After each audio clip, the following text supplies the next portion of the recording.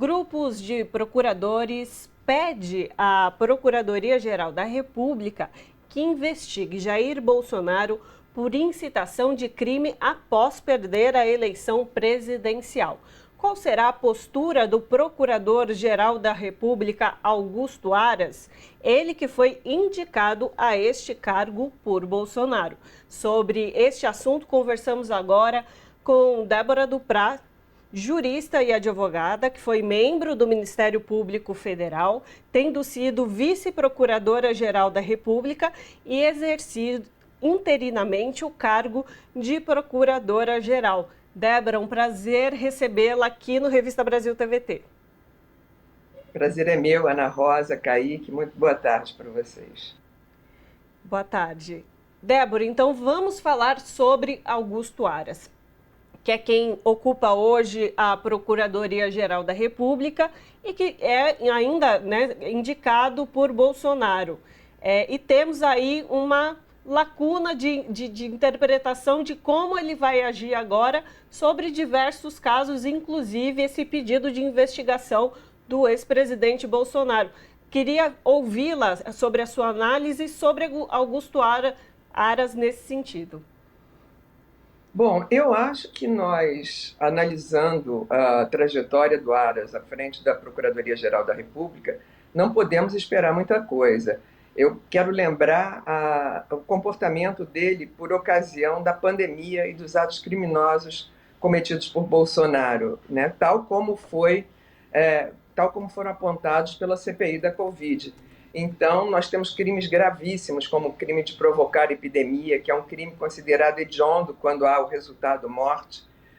Temos aí vários estudos que mostram que nós teríamos mais de 400 mil mortes evitáveis se o comportamento dele fosse diferente, desaconselhando. Lembrando que ele desaconselhou o uso de máscara, ele não retardou o uso da vacina, provocou aglomeração. E foram várias as representações feitas ao Procurador-Geral da República para responsabilizar Jair Bolsonaro por crimes comuns, né? Agora, em relação a essa representação de um grupo de procuradores da República, é interessante ver que nessa representação são apontados com exuberância, digamos, com abundância, elementos que mostram que já há indícios suficientes para iniciar um processo contra o Aras, e não apenas uma investigação. Ao invés de iniciar um processo, ele criou um grupo para investigar esses atos antidemocráticos. Então, a minha expectativa é próxima de zero. Perfeito.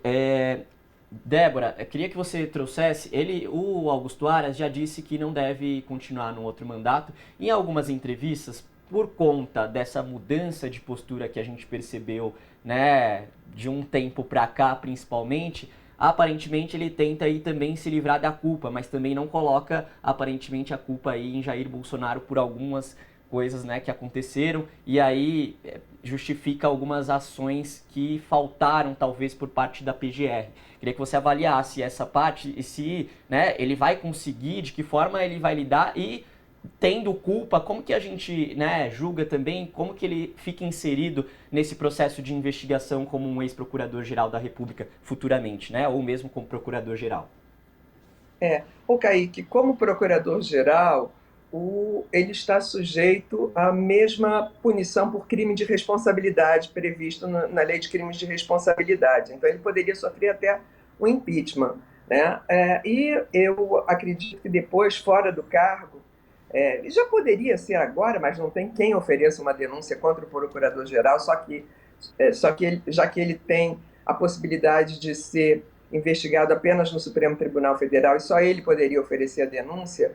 Então, nós temos que contar que depois dele deixar o cargo, eu acho que nós temos aí vários crimes que poderiam ser, em tese, atribuídos a ele. Um deles é prevaricação, né? Enfim, nós temos aí fatos gravíssimos, talvez fatos que atentam contra o regime democrático, o Estado de Direito, e nada sendo feito. Eu acho que nós temos aí que pensar no futuro na responsabilização do Procurador-Geral. Eu não consigo ver na conduta dele uma mudança muito brusca, né? Há uma certa perfumaria, digamos assim, talvez até assustado com essa possibilidade da sua própria responsabilização. Mas eu não consigo ver ainda nenhuma atitude mais assertiva, digamos assim, no sentido de buscar responsabilização por esses atos antidemocráticos. Agora, Débora, eu gostaria de trazer mais um tema para a nossa conversa aqui, que, na verdade, mais uma figura pública, que é Anderson Torres. Anderson Torres, que foi ministro da Justiça, foi nomeado secretário de Segurança Pública do DF, no período em que deveria estar atuando, estava em viagem, segundo ele, de férias.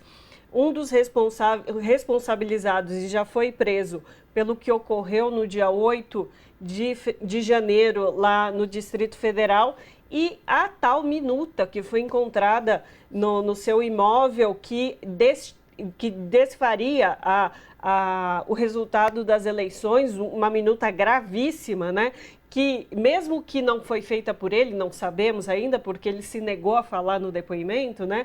Ou que ele não fosse utilizar, que foi o caso que ele falou, que não seria utilizada, mas de fato só a existência dela e ele não ter denunciado essa existência, a gente já poderia entender que ele, como a senhora já colocou, o crime de prevaricação, neste caso a gente já pode indicar que ele prevaricou a não denunciar a existência dessa minuta que estava de posse dele?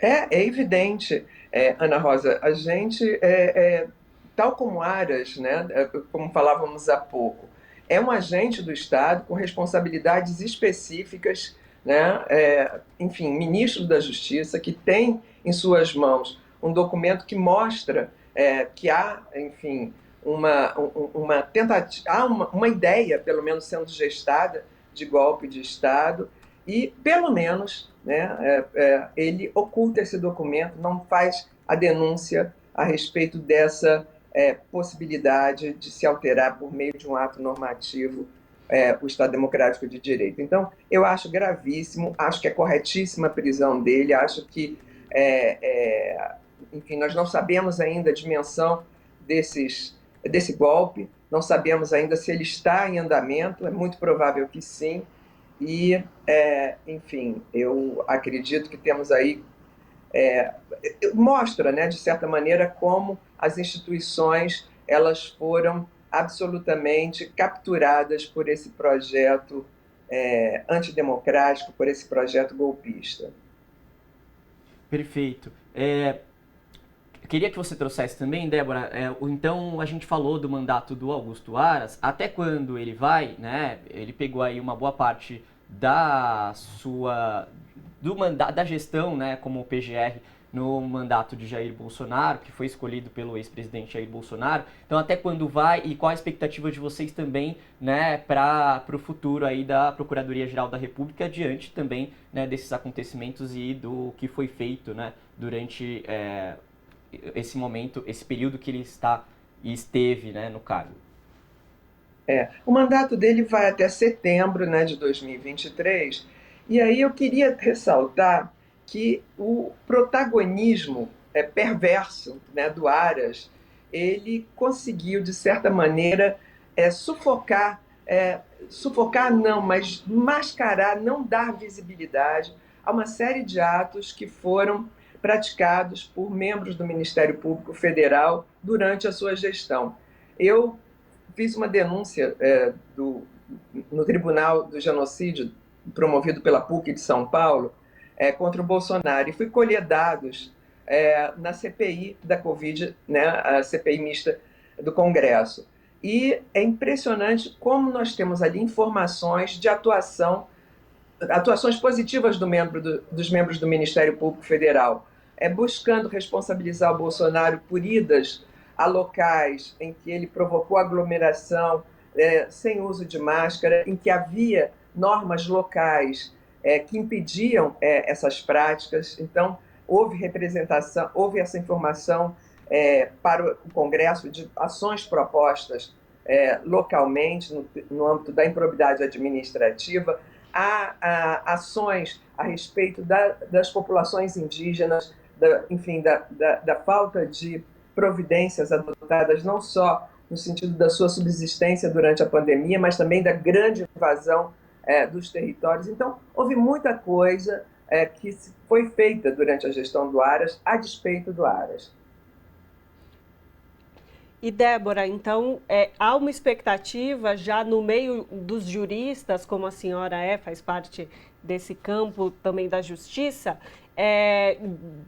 de que Aras deixe o cargo antes desse período de setembro ou não? Há algum tipo de informação? O que também há uma expectativa? Queria ouvi-la sobre isso.